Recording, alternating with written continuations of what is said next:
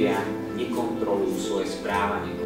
A aj to je najzraniteľnejšie, zrada, v láske, vzťahu. Presne sa takúto pánku chceli odstíhať mladého študenta, že podporuje a propaguje fašizmus. Keď je niekto mladý, je plný túžob a očakávaní. Ale potom príde skutočná realita. Do chvíle, kým neprídu prvé problémy, súvisiace s rôznymi oblastiami života, láskou, rodinou, priateľmi, prácou, peniazmi a mnohými ďalšími. Nie vždy sa však mladý človek či mladá rodina dokáže zorientovať, poradiť si, pomôcť. Je úžasné, keď sa máme a môžeme o niekoho oprieť. Keď sa môžeme podeliť o svoju starosť, ale i skúsenosť.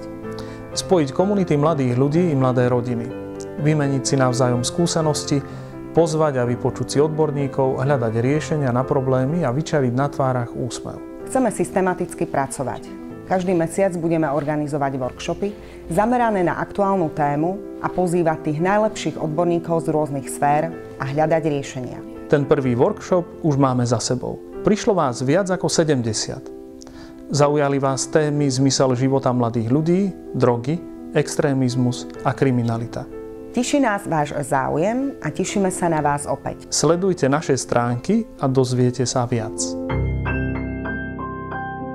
Audio Jungle.